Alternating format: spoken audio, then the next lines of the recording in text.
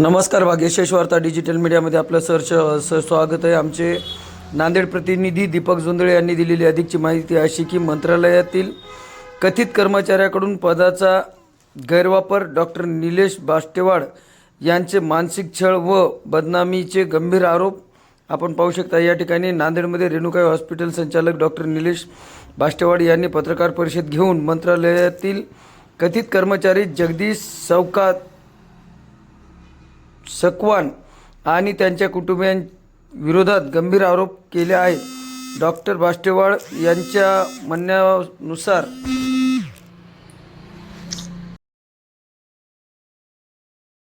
वारंवार खोट्या तक्रारी करून मानसिक त्रास देण्यात आला, बदनामी करण्यात आली आणि शासकीय यंत्रणांचा कथित गैरवापर करून दबाव टाकण्यात आला. भागीदारीतील आर्थिक व्यवहार पूर्ण झाल्यानंतरही 2 कोटी रुपयांची मागणी करण्यात आल्याचा तसेच खोटा गुन्हा दाखल केल्याचा दावा त्यांनी केला. या प्रकरणातील पुरावे पोलिसांकडे सादर केल्याचेही त्यांनी सांगितले. कॅथ लॅब मशीनच्या भागीदारी संदर्भातील वाद सध्या न्यायालयात प्रलंबित असून संबंधित अधिकाऱ्यांकडे तक्रारी केल्याची माहिती त्यांनी दिली आहे. आपण पाहू शकता या ठिकाणी आमचे प्रतिनिधी दीपक जोंधळे यांनी दिलेली की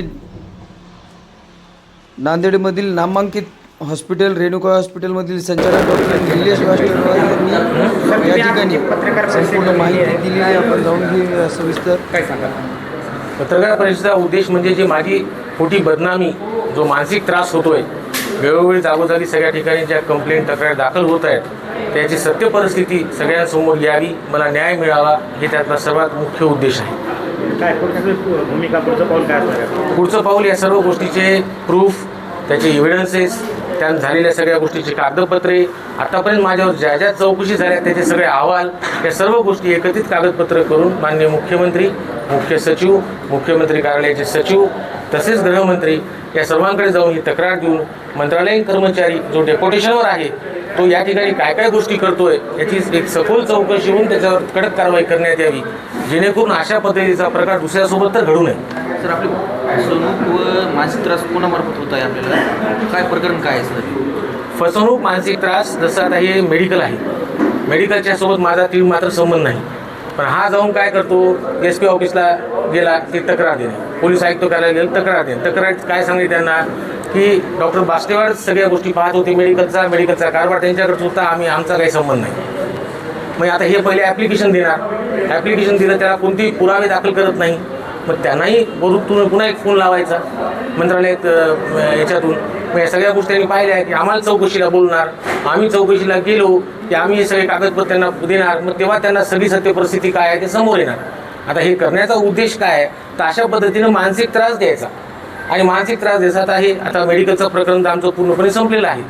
आता जसं यांनी भागीदार होते, जेव्हा मेडिकलचा पूर्ण आता या भागीदाराने यांनी हिशोब मागितला त्यांना की बाबा हिशोब द्यायचा नेमका काय झाला, मला 5 वर्षाचा हिशोब द्या. तर त्यांनी 5 वर्षाचा हिशोब दिला. पण जेव्हा यांनी त्या सॉफ्टवेअरमधून प्रिंटआउट बाहेर काढले आणि हिशोब बघितला, त्याच्यामध्ये 2 कोटीचा हेराफेरी दिसायला लागली समोरासमोर. पण जेव्हा ही हिशोब मागायला गेले, यांच्यावर दबाव टाकण्याचा, त्याच्यातून उद्देश म्हणजे काय, त्या मेडिकलचा हिशोब न काढणे, भागीदाराला पैसे देणे. आता माझ्याशी काय संबंध नाही त्याचा मेडिकलचा, आपला तर त्या व्यवहार मिटला.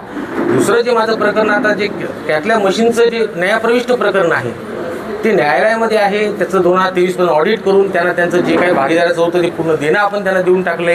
आता 24 आणि 25 जे आहे न्यायालयात जमा केलेलं आहे, न्यायप्रविष्ट प्रकरण आहे. न्यायालय जो त्यात निर्णय देईल तो निर्णय मान्य असेल. समजा उद्या त्यात माझ्यावर 5 लाख निघाले, 5 लाख द्यायला तयार आहे, 10 लाख निघाले, 10 लाख द्यायला तयार आहे मी. पण यांचा उद्देश काय आहे की न्यायालयाच्या बाहेरच जास्त पैसे घेऊन सेटलमेंट करण्याचा उद्देश दिसतोय. कारण जाणून मानसिक त्रास द्यायचा, वेळा तक्रार द्यायच्या. आम्ही आहे त्यांचा व्यावहारिक संबंध आपल्यासोबत काय होता? त्याचं नाव काय? कोणाचा? जे आपण आरोप करतात ते व्यक्तीचं, हां, त्याचं नाव काय? आता हे करणाऱ्यामध्ये अनुज सकवान, त्यानंतर हे दीपा जगदीश सकवान, आता हे आहेत म्हणजे अनुज सकवानचा जो भाऊ आहे जगदीश सकवान, त्याची पत्नी आहे आणि तो मंत्रालयामध्ये कर्मचारी आहे, डेप्युटेशनवर कर्मचारी आहे. मंत्रालयीन कर्मचारी डेप्युटेशनवर आहे. मंत्रालयाचं तुमचं काय आहे?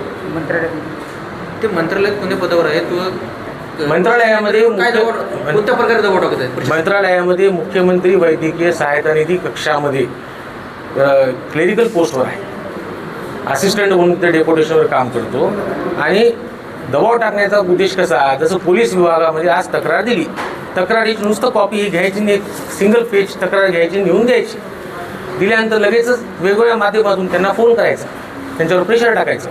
टाकल्यानंतर त्यांनी आम्हाला चौकशीला बोलणार, मग आम्ही चौकशीला जाणार, मग आमचे सगळे पुरावे सगळे घेऊन तिथं पुन्हा जाणार, ते चौकशी सगळी त्यांना देणार, मग त्यांना सत्य परिस्थिती कळणार, मग ते अहवाल तयार करणार.